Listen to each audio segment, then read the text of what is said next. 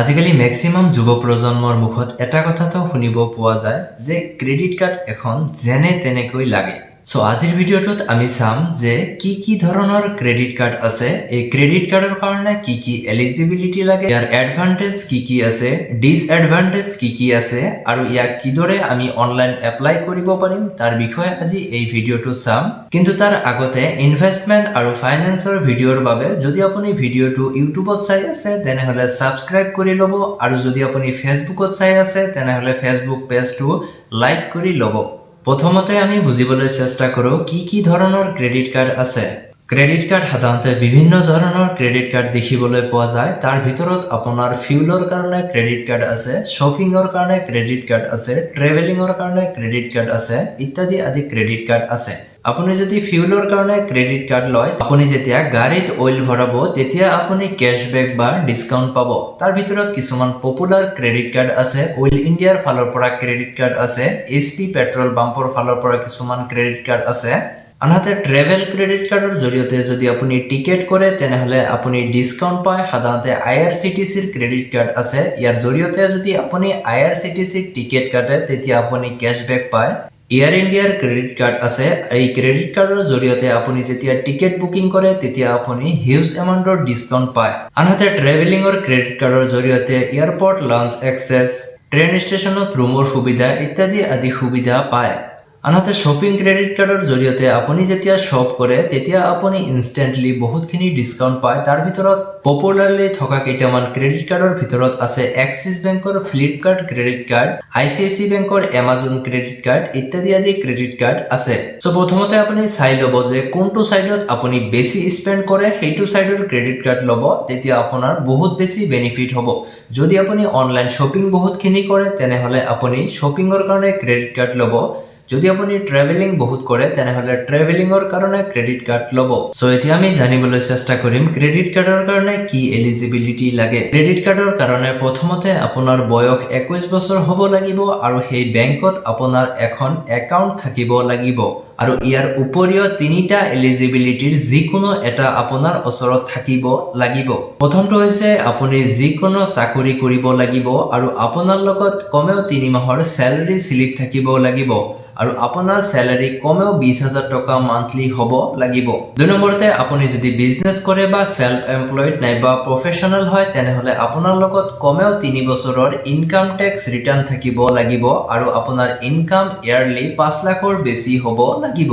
So এই দুটা ক্যাটাগৰীত যদি আপুনি নপৰে তেনেহলে লাষ্ট এটা অপশন আছে, সেইটো হৈছে ফিক্সড ডিপোজিটৰ এগেইনষ্টত আপোনাক ক্ৰেডিট কাৰ্ড দিয়ে কিছুমান বেংকে। তাৰ কাৰণে আপোনাৰ সেই বেংকত ফিক্সড ডিপোজিট থাকিব লাগিব, আৰু যিমানখিনি আপোনাৰ এমাউন্ট আছে ফিক্সড ডিপোজিট এমাউন্ট, সেই এমাউন্টৰ 80% ক্ৰেডিট লিমিট আপোনাৰ ক্ৰেডিট কাৰ্ডত আপুনি পাব।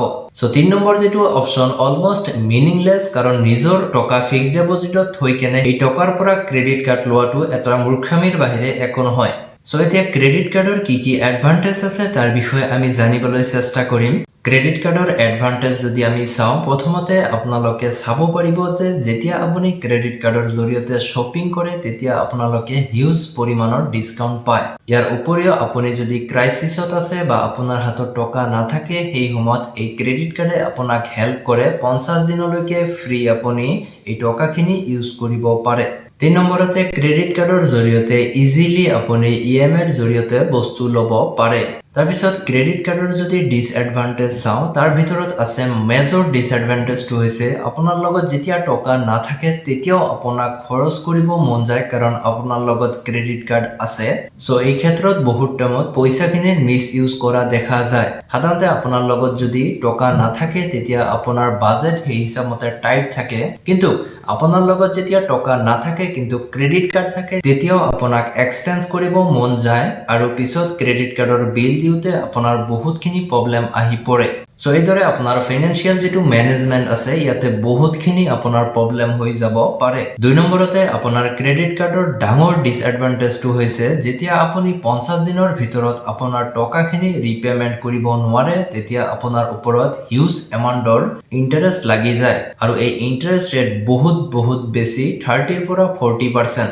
তাৰপিছত আৰু এটা ডাঙৰ ডিসএডভান্টেজ হৈছে যেতিয়া আপুনি পেমেন্ট কৰিব নোৱাৰে সেই সময়ত আপোনাৰ ক্ৰেডিট স্কোৰ আৰু সিবিল স্কোৰ বহুত বেয়া হৈ যায় যাৰ ফলত আপোনাৰ ফিউচাৰত বহুত প্ৰবলেম আহি যাব পাৰে তাৰপিছত এতিয়া মেইন প্ৰশ্ন যে ক্ৰেডিট কাৰ্ড এটা আপোনালোকে কিদৰে এপ্লাই কৰিব যদি আপোনাৰ লগত ওপৰৰ সেই তিনিটা এলিজিবিলিটি আছে তেনেহলে আপুনি এপ্লাই কৰিব পাৰিব প্ৰথমটো হৈছে যদি আপুনি স্যালাৰিড পাৰসন হয় তেতিয়া আপুনি অনলাইন এপ্লাই কৰিব পাৰিব দ্বিতীয়তে আপুনি যদি ইনকাম ট্যাক্স ফাইল কৰে তেতিয়াও আপুনি পাৰিব আৰু তিন নম্বৰতে আপোনাৰ যদি এফডি আছে তেতিয়াও আপুনি পাৰিব সো ক্ৰেডিট কাৰ্ড এপ্লাই কৰাৰ কাৰণে এইখন হৈছে এসবিআই ক্ৰেডিট কাৰ্ডৰ কাৰণে ওয়েবসাইট ইয়াতে জাস্ট আপুনি অনলাইন ফৰ্মটো ফিল আপ কৰিব আৰু ভেৰি সুন এসবিআই কাৰ্ডৰ এক্সিকিউটিভে আপোনাক কন্টেক্ট কৰিব আনহাতে এইটো হৈছে বেংক অফ বৰোদাৰ ক্ৰেডিট কাৰ্ডৰ বাবে অনলাইন কৰাৰ কাৰণে এইটো ওয়েবসাইট ইয়াতে অনলাইন কৰিলে আপুনি বেংক অফ বৰোদাৰ ক্ৰেডিট কাৰ্ড পাব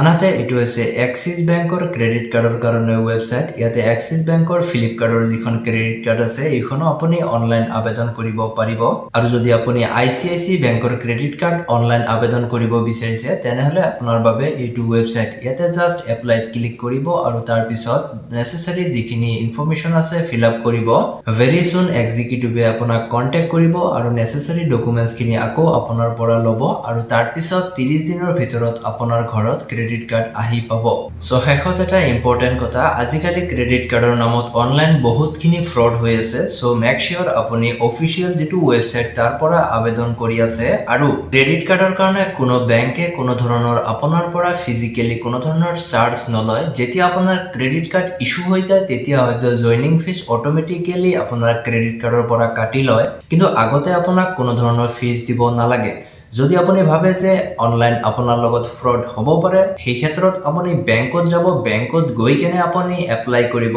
তেতিয়া আপোনাৰ কাৰণে ইজি হৈ যাব থ্যাংক ইউ